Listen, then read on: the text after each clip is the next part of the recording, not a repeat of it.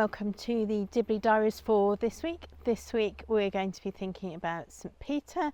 It's St Peter's Day around about this time, so we're going to be thinking about St Peter, and we're also in particular going to be thinking about forgiveness. And I think for me one of the challenges has been that even in places where people maybe have been brought up in church communities, they won't go to church because they feel that they aren't good enough.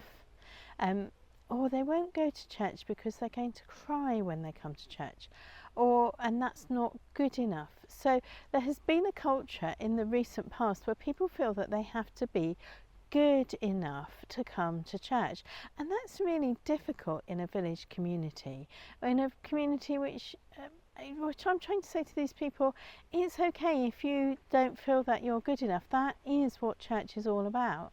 Church is a place of forgiveness, and that is not what people's cultural perception of the Church of England in England is about, and that's a really hard barrier to break down. How do we encourage people to become part of our church communities if they feel that they are not good enough all the time? There can be all sorts of reasons for this. It can be one sentence said by one vicar 30 years ago which makes them think, well, I can't come to church. Even in one of my own communities we had somebody who had been divorced and who wouldn't come and be confirmed even though they were a regular churchgoer with us because of their divorce, and they saw that as a barrier to them being part of the church even though it wasn't. They had just perceived that as a barrier for them.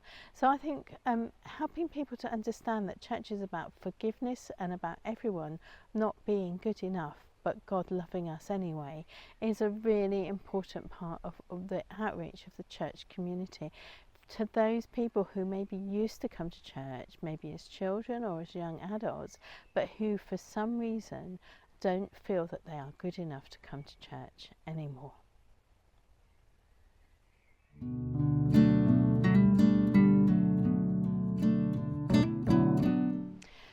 For the week, this week we're thinking about St Peter. It's just about St Peter's Day, or Petertide as we might call it, and the reading set is just a little bit from Matthew chapter 16, and it's just 13 to 18, the bit where Jesus and asks people who he is, and Peter acknowledges that Jesus is the Messiah.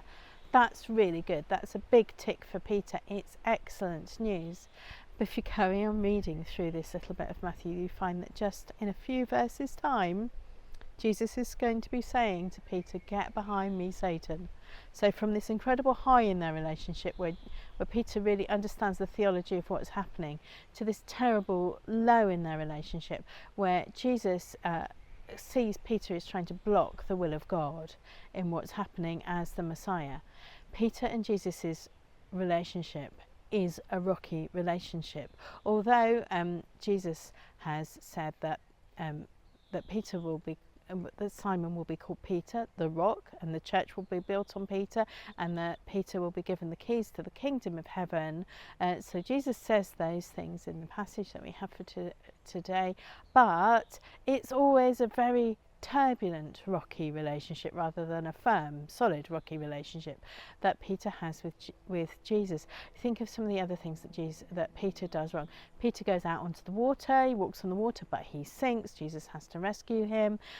Peter denies knowing Christ in the time around the arrest, and before the arrest is actually made, Peter manages to cut off someone's ear, and Jesus has to stop in the middle of being arrested in order to heal that person whose ear Peter has cut off. But I think for me, and I think about this in particular contrast with Judas, that Peter does well because Peter allows Jesus to forgive him, and Judas doesn't. Peter allows Jesus to forgive him, and Judas doesn't. So at the encounter on the lake where they've gone fishing, and Peter meets Jesus, and Jesus says to him, "Look after my sheep, feed my sheep." That is all part of the forgiveness of Peter by Jesus, and it makes Peter a great church leader. I don't think Peter would have been as good a church leader if he hadn't been aware of how much forgiveness he had needed from Jesus. And I have in my notes that the best church communities are those communities who really understand forgiveness. And I think it can be really transformative for a church community when they really understand what it means to be forgiven. It may be that there's one person in their community who needs a huge amount of forgiveness, or it may be that just each person in the church community understands that everybody needs forgiveness.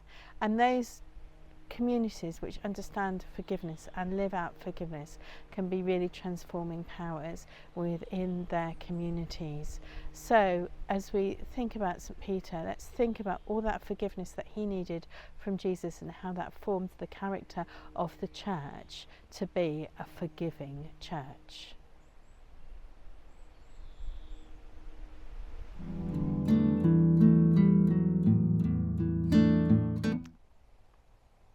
The Dibley moment of the week this week is about keys, because St. Peter, Jesus said he gave St. Peter the keys. So this happened to me on a Christmas Eve, about 3:30 on a Christmas Eve. Someone phoned me from the church building where I was about to take a 4 o'clock service to say, we can't get into the vestry, we cannot get the key to work in the lock in the vestry. So I did what all good vicars would do at that point. I threw the WD-40 into my car, drove to the church building. Actually, by the time I got there, someone had beaten me to it with the WD-40 and we'd managed to get into the vestry. This was a crisis because it was about to get dark, and unless we could get into the vestry, we couldn't switch the lights on. So it would have been a real problem. As it was, the 100 people who came to the service were able to be welcomed in because we had managed to jiggle the lock enough to get in and switch the lights on. That's it for the Dibley Diaries for this week. I pray that you and your village, however large or small, have a really blessed week which is full of forgiveness.